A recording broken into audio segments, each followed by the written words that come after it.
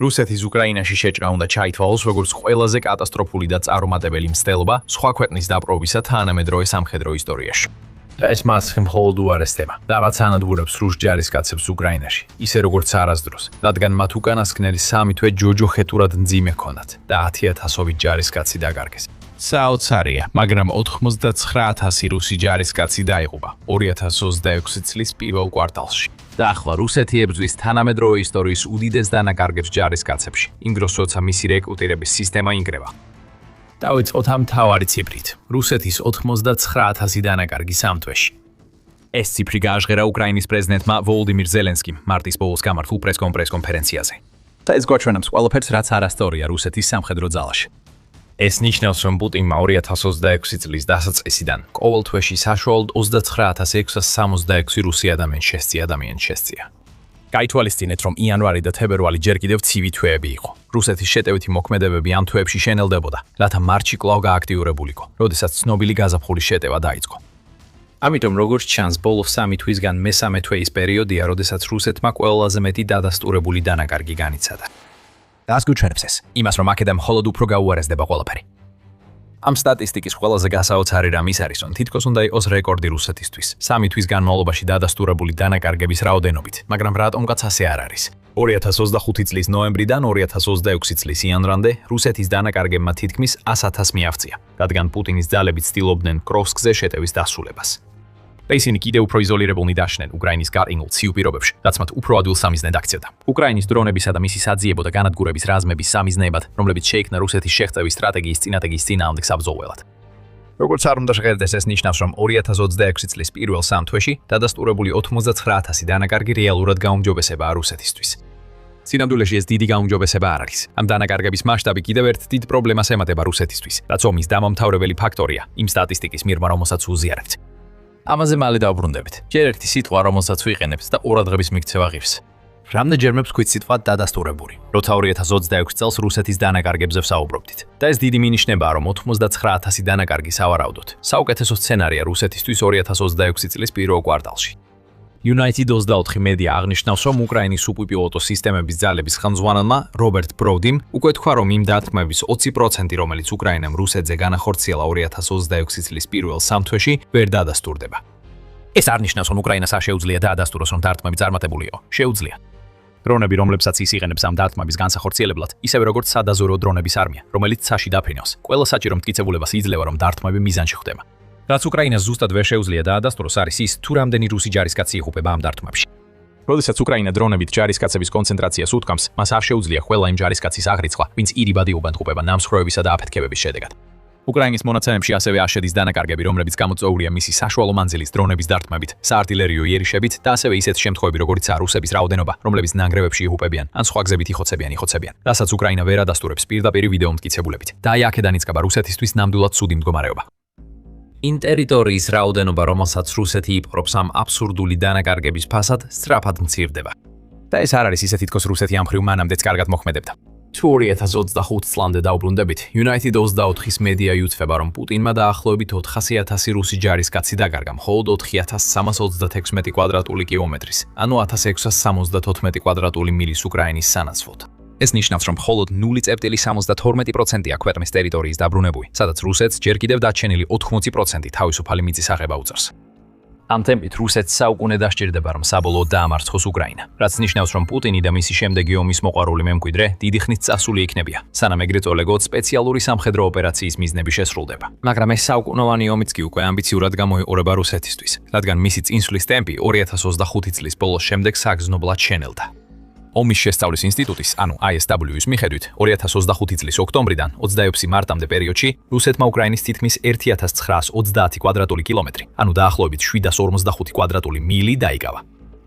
უკვე ცუდია ის, რომ ეს მაჩვენებელი მნიშვნელოვნად დაბალია იმავე პერიოდთან შედარებით, 2024-25 წლებში, როცა რუსეთმა დაახლოებით 2,716,6 კვადრატული კილომეტრი, ანუ 1052 კვადრატული მილი დაიკავა. ეს თავისთავად აჩვენებს მასიურ შენელებას. მაგრამ ახლა გვაქვს დაახლოებით ციფრი იმ დანაკარგების შესახებ, რაც რუსეთმა ამ უმნიშვნელო მიღწევებისთვის მიიღო. ჩვენ უკვე გაუზიარეთ 99,000 და 100,000 ციფრები. აქ გარკვეული გადაკვეთა გვაქვს, რადგან 2026 წლის იანვარი ორივე მონაცემში შედის. თუ გამოაკლებთ დაახლოებით 30,000, რაც რუსეთის სავარაუდო თვიური დანაკარგი 2026 წელს, იმ 199,000, რაც ჯამში გვაქვს, ანუ გამორიცხავთ იანვრის 2 დათვალს, მივიღებთ 159,000 დანაკარგს, მაგრამ ეს ყველაფერი არ არის. ISW-ს მონაცემებში შედის 2025 წლის ოქტომბერიც. United 44 მედია იუწყება, რომ უკრაინამ დაადასტურა 25,000 რუსი ჯარისკაცის ლიკვიდაცია ოქტომბერში. ეს მაჩვენებელი არ მოიცავს დაჭრილებს ან დაუდასტურებელ მოკლულებს, მაგრამ ეს არის საუკეთესო მონაცემი, რაც გვაქვს.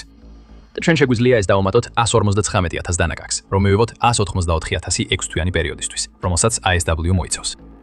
184,000 დანაკარგი გავყოთ 745 კვადრატულ მილზე, რომელიც დაიკავეს და პუტინი რეალობას ეჯახება, რომელსაც ვერასდროს გაიგებს. რუსეთი თითქმის 247 ჯარისკაცს კარგავს უკრაინის თითოეულ კვადრატულ მილზე, რომელსაც იკავებს. ეს მთელი მოსახლეობის თაობათა გამოფიტვა უკრაინის ტერიტორიის პროცენტის უმცირესი წილიის გულისთვის. ეს უკვე ძალიან მძიმე დაწვა რუსეთის სამხედრო ძალებს. და როგორღაც რუსული დანაკარგების მხრივ კიდევ უფრო მეტი ხდება. ნებისმიერი იმედი, რაც პუტინს შეიძლება კონდეს, რომ დანაკარგების მაჩვენებელი 2026-ში მოგვიანებით შემცირდება, აბსურდულია. რუსეთმა უკვე დაიწყო თავისი გაზაფხულის შეტევა, რაც ნიშნავს, რომ ახლა უფრო მეტი იერიში მიმდინარეობს, ვიდრე წლის ნებისმიერ სხვა პერიოდში. და რაც უფრო მეტი იერიშია, მით უფრო მეტი დანაკარგია. ეს უკვე მარტშიც მახეთ.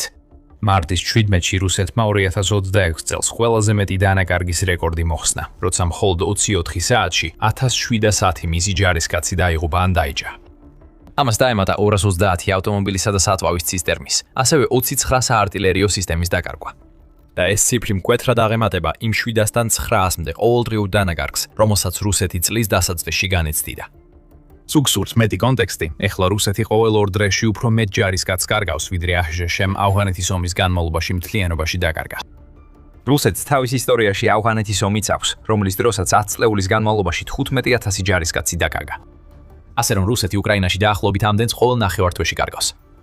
ეს აბსურდული ციფრია, რომელიც აჩვენებს, რომ პუტინი მიუხედავად მისი სიყვარულისა ძველი საბჭოთა ეპოქისადმი, ვერც კი აგებს წარუმატებელ ომს, ისე როგორც მის წინამორბედ საბჭოთა ლიდერებს შეეძლოთ. აღარაფერს ვამბობთ იმ ომზე, რომელიც რუსეთს რეალურად შეეძლო მოეგო.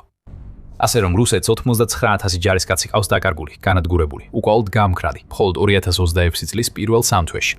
და ტერიტორიული მიღწევები, რომელსაც ასეთი მასიური დანაკარგების ფასად აღწევს, იმდენად მცირეა, რომ მათზე საუბარიც კი არ ხეს. დამატეთ ამას გაზაფხულის შეტევის დაწყება და მიიღებთ მომავალი დანაკარგების დენთისის კასრს, რომელიც მზადაა პუტინის სახეში აფეთქდეს. მაგრამ ადრე კიდევ ერთი პრობლემა ვახსენეთ, რომელიც ამ საკითხებთან ერთად ვითარებას რუსეთისთვის კიდევ უფრო ამძიმებს. ეს არის პრობლემა, რომელიც კატასტროფულ მდგომარეობას პუტინისთვის ომის დამამთავრებელ საფრთხედ აქცევს, რადგან ის ომის მომავალს მთლიანად შეცვლის. სანამ ამ საკითხს უფრო დეტალურად განვიხილავთ, შეგახსენებთ, რომ თქვენ უყურებთ The Military Shows. თუ თქვენთვის საინტერესოა ის ანალიზი, რომელსაც ამ არსზე გთავაზობთ, არ დაგავიწყდეთ ამოწერა, რათა არც ერთი ვიდეო არ გამოგჩნდეთ. ეხლა კი მთავარი პრობლემა, რომელიც რუსეთის დანაკარგების მაჩვენებლის უკან იმალება. რუსეთის მთავარი პრობლემა არ არის მხოლოდ ის, რომ ათასობით ჯარისკაცს კარგავს. ეს დამანგრეველია რუსეთის სამხედრო ძალებისთვის, მაგრამ ეს ისიც არის, რაც წლებია ხდება. რუსეთისთვის მთავარი პრობლემა ახლა ის არის, რომ დანაკარგების მასშტაბი იმდენად დიდია, რომ პუტინის შეჭრის დაწყების შემდეგ პირველად ვერ ახერხებს საკმარისი ჯარისკაცების მოზიდვას, რათა ეს დანაკარგები შეავსოს. United 24 მედიის ინფორმაციით რუსეთის ჯარისკაცების მისვლასა და წასვლას შორის ბალანსი უარყოფითია უკვე 4 თვის განმავლობაში, 2025 წლის დეკემბრიდან 26 მარტამდე. ეს ნიშნავს, რომ რუსეთმა უკვე 4 თვეა უფრო მეტ ჯარისკაცს კარგავს, ვიდრე ახერხებს მათი მოზიდვას. იგივე წყარო ამატებს, რომ რუსეთის მიზანია 2026 წლის ბოლომდე 409,000 ჯარისკაცის მოზიდვა, თუმცა ამ მიმართულებითაც პრობლემები აქვს. 2026 წლის პირველი კვარტლის შემდეგ რუსეთმა ამ მიზნის 25% უნდა შეასრულოს. ასე არ არის. რუსეთმა მხოლოდ დაახლოებით 80,000 ახალი ჯარისკაცის მოზიდვა შეძლო, რაც მიზნის 22% შეადგენს. არ სჭირდებათ ჩვენი თქმა, რომ 80,000 რეკრუტი ნაკლებია, ვიდრე 99,000 დანაკარგი. თუმცა აქ კიდევ ცოტა მეტი მათემატიკის გაკეთება შეგვიძლია. თუ რუსეთის მიზანია 409,000 მიაღწიოს, მაშინ ყოველ 3 თვეში 99,000 დანაკარგი საკმარისი არ არის. ისეთი გამოფიტვის გამოსაწვევად, რომ რუსეთი ჯარისკაცების რაოდენობის მხრივ მუდმივად მინუსში იყოს. 99,000 თუ 4-ზე გამომრავლებთ, მივიღებთ 365,000. ეს ნამდვილად გიჟური დანაკარგია, მაგრამ მაინც საკმარისად დაბალია იმისთვის, რომ რუსეთს 50,000-ზე მეტი სიჭარბე დარჩეს. მაგრამ აქ ნამდვილიმე პრობლემა არსებობს. პირველი ისაა, რომ სამიზნის მხოლოდ 22% იქნა მიღწეული, მაშინ როცა ეს 25% უნდა ყოფილიყო. ეს გვიჩვენებს, რომ რუსეთი ვერ ასრულებს თავის გაწვევის კოდებს, ასე რომ 409,000 2026 წლისთვის უკვე ცოტა ამბიციურად გამოიყურება. ამაზე ცოტა ხანში დაუბრუნდებით. მეორე პრობლემა ისაა, რაც უკვე აღვნიშნეთ. ეს არის 99,000 დადასტურებული დანაკარგი, არა 99,000 საერთო. ეს ნიშნავს, რომ რუსეთის დანაკარგების რაოდენობა სავარაუდოდ რამდენიმე ათასი. შესაძლოა 10,000-ობით მეტია, ვიდრე შეუძლია დაადასტუროს, რაც მოულოდნელად ნიშნავს, რომ 409,000-იც კი საკმარისია. და მესამე, უკრაინა მხოლოდ ახლა იწყებს. უკრაინის პრეზიდენტმა ვოლოდიმირ ზელენსკიმ მიზნად დაისახა, რომ 2026 წლის ბოლომდე ყოველთვიურად რუსეთის 50,000 დანაკარგი იყოს. ამბიციურია, დიახ. უკრაინა დაახლოებით 20,000 არის დაშორებული ამ მიზნის მიღწევას, დადასტურებული დანაკარგების მიხედვით, მაგრამ რადგან რუსეთი გაზაფხულის შეტევას აძლიერებს, დანაკარგების რაოდენობა გაიზრდება. რაც ახლა ხედავთ, ეს არის საუკეთესო, რაზეც რუსეთს 2026 წელს შეუძლია იმედის დამყარება. და ეს მაინც იმდენად დამანგრეველია, რომ რუსეთი ვერ ახერხებს ამის ანაზღაურებას რეკრუტირებით. უფრო და უფრო ნათელი ხდება, რომ მეთოდი, რომელსაც რუსეთი აქამდე იყენებდა მოხალისე ჯარისკაცების მოსაზიდად, აღარ მუშაობს ისე კარგად როგორც ადრე. ეს მეთოდი მარტივი იყო. მიეცათ პოტენციური რეკრუტებისთვის იმდენი ფული, რამდენი ცხოვრებაში არასდროს ენახათ, რათა დაეწმუნებინათ ისინი ებრძოლათ და დაეღუპათ უკრაინაში. მაგრამ რადგან რუსეთი ჩამორჩება თავის მიზნებს და ეს მეთოდი აღარ მუშაობს, ის უფრო სასოწარკვეთილ გზებს მიმართავს. Business Insider-მა ერთ-ერთი ასეთი გზა გამოარჩია 1 აპრილის სტატიაში, რომელიც ალბათ ცუდი აპრილის სულელის ხუმრობად მოეჩვენებოდა ნებისმიერ რუსს, ვინც როგორღაც პუტინის ინტერნეტ შეზღუდვებს გადაურჩა და წაიკითხა იქ. რუსეთის რიაზანის რეგიონის გუბერნატორი ბიზნესებს ეუბნება, რომ მათ უნდა დაეხმარონ გაწვევაში, რადგან მაჩვენებლები მკვეთრად ეცემა. ეხლა ამ რეგიონში ნებისმიერი კომპანია, რომელსაც 150-დან 500-მდე თანამშრომელი ჰყავს, სექტემბრამდე ვალდებულია წარადგინოს იმ თანამშრომლების სია, რომლებიც მათი აზრით უკრაინაში ფრონტზე უნდა გაგზავნონ. კომპანიებმა, რომლებსაც 150-დან 300-მდე თანამშრომელი ჰყავთ, უნდა წარადგინონ 2 კანდიდატი, ხოლო მათ, ვისაც 300-დან 500-მდე ჰყავთ, 5 ადამიანის სახელი უნდა გაგზავნონ. ნებისმიერი ბიზნესი, რომელიც ამ წესებს არ დაემორჩილება, დაჯარიმდება 1 მილიონი რუბლით, რაც დაახლოებით $12,000 შეადგენს. რუსეთი ასევე ცდილობს თავისი ახალგაზრდა სტუდენტების სამხედრო სამსახურის პოტენციურ რეკრუტებად აქციოს. ასევე 1 აპრილის ანგარიში The Times წერს, რომ ვალერი ფალკოვმა, რომელიც რუსეთის განათლებისა და მეცნიერების მინისტრია, რუსეთის უნივერსიტეტებს დაავალა და არწმუნოს სტუდენტების 2% სამხედრო სამსახურში ჩაეწერონ. თუ ეს ბრძანებები წარმატებით შესრულდება, ეს გამოიწვევს 44,000 ახალი ჯარისკაცის შემოდინებას, ან 76,000, თუ რუსეთი უნივერსიტეტებთან ერთად კოლეჯებსაც ჩათვლის. ეს არის ფარული გაწევა ყველაზე სასოწარკვეთილ მდგომარეობაში და ეს არც თუ ისე ჭკვიანურია, არაა პუტინი.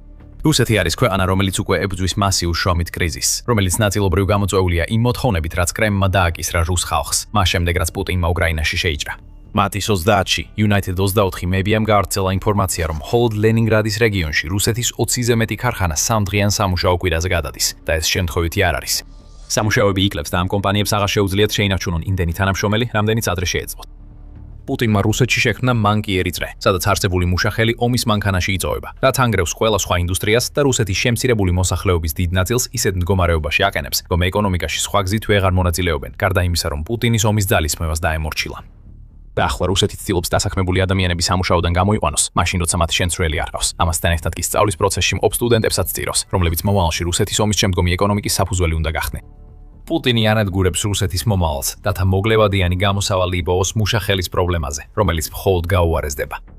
და ის რასაც შემდეგ აპირებს, რუსეთში ყველას მოულოდნელად დაატყდება თავს. მუშაკებითა და სტუდენტებით უკმაყოფილო პუტინი სულ უფრო უახლოვდება გაწევის უფრო მაღალ დონეებს, რაც საბოლოოდ მობილიზაციას გამოიწვევს რუსეთის შიგნით. კრემლმა ამ ყველაფრისთვის მზადება 2025 წელს დაიწყო, როცა პუტინმა ხელი მოაწერა ახალ კანონს, რომელმაც რუსეთის წინა გაწევის სისტემა, რომელიც წელიწადში 2 გაწევას ითვალისწინებდა, წლის განმავლობაში უწყვეტ სისტემად გადააქცია. ეს ნიშნავს, რომ რუსეთს შეუძლია ნებისმიერ დროს გამოიძახოს 18-დან 30 წლამდე ასაკის ნებისმიერი პირი 1 წლის სამხედრო სამსახურისთვის. რუსეთი ამტკიცებს, რომ გაწეულთა რაოდენობის გაზრდას არ აპირებს, მაგრამ ასეთ განცხადებებს სერიოზულად ვერასდროს მიირებ. და რა თქმა უნდა, თითოეული გაწეული, თუ ისინი პირდაპირ ფრონტზე არ გაგზავნეს, მიუხედავად იმისა, რომ რუსეთი ამბობს თითქოს გაწეულები უკრაინაში არ მიდიან, რეზერვში ჩაირიცხება. და ეს გადადის კრემლის გეგმის მეორე ნაწილში, რომელიც ცოცხალი ძალის დეფიციტის მოგვარებას ეხება. 30 მარტის ანგარიში United 24 მედია ამბობს, რომ თავდაცვის სამინისტროს ბოლო რეკრუტირების კამპანიების ცუდი შედეგები პუტინს აიძულებს ნებაყოფლობითი რეკრუტირება იძულებით მობილიზაციად გადააქციოს. მომზადების პროცესშია შეზღუდული და ეტაპობრივი რეზერვისტების გაწევის სქემა, რაც იმ ტიპის ნაბიჯია, რომლის თავიდან აცილებასაც პუტინი ომის განმავლობაში ცდილობდა, მას შემდეგ რაც 2022 წლის სექტემბრის ნაწილობრივი მობილიზაცია რუსეთში უკიდურესად არაპოპულარული აღმოჩნდა. საბაზისო სამუშაო უკვე ჩატარებულია. პუტინი ემზადება ისეთი სულელური ნაბიჯის გადასადმელად, რომელიც ფაქტობრივად აღიარებაა იმისა, რომ ის, რასაც წლების განმავლობაში სპეციალურ სამხედრო ოპერაციას ეძახდა, სინამდვილეში ომია, რომელსაც რუსეთი ვერ იგებს. მას ამის გაკეთება არ სურს, არა იმიტომ, რომ რუს ხალხზე ზრუნავს, არამედ იმიტომ, რომ პუტინმა იცის, მობილიზაციით გამოწვეული აჟიოტაჟი შეიძლება საფრთხედ იქცეს იმ ხელისუფლებისთვის, რომელსაც მან მე-4 საუკუნე იცავდა. მაგრამ თუ პუტინს სურს, რომ მისი შეჭრა გაგრძელდეს, განსაკუთრებით მაშინ, როცა უკრაინა რუს ჯარებს უფრო სწრაფად ანადგურებს ვიდრე ოდესმე, მას სხვა გზა აღარჩება. მან უკვე ამოწურა რუსეთის კრიმინალების მარანი, რომლებსაც ფრონტზე გაგზავნის. და შეიძლება მოხალისეებს, პროცენტული მაჩვენებლები ძალიან დაბალია და რუსეთს უკვე უნცივდება ფული, რომელსაც მანამდე იყენებდა მათთვის სტიმულის მისაცემად, რომ თავდაპირველად ჩაეძენათ. რეგიონებს, რომლებსაც აიძულებენ დააფინანსონ ეს მიდგომა, მათ შორის უკვე ნახსენები რიაზანი, უკვე ეწურებათ ფული. ფინანსური სტიმულები, რომლებიც ზოგ რუსულ რეგიონში ხელმოწერის ბონუსად $40,000-საც კი აღწევდა, ასევე იწურება. ბონუსები ახლა ბევრ რეგიონში მცირდება, იუწება კიევ-პოსტი. და ეს იმიტომ ხდება, რომ ამ რეგიონებს გასაკვირად ფული სხვა საჭიროებებზე სჭირდებათ და არა მხოლოდ იმისთვის, რომ პუტინს მეტი საზარბაზნე ხორცი გაუგზავნა. ასე რომ ჩვენ ხედავთ პრობლემების ერთობლიობას. უკრაინა უფრო ეფექტურ რუსულ სამხედრო გამანადგურებელ მანქანად იქცა, ვიდრე ოდესმე ყოფილა. დრონების სავსე სასიკვდილო ზონები, რომლებმაც რუსეთს ამდენი პრობლემა შეუქმნა, ზომაში სამჯერ იზრდება საშუალო რადიუსის დარტყმის დრონების შემოლების გამო.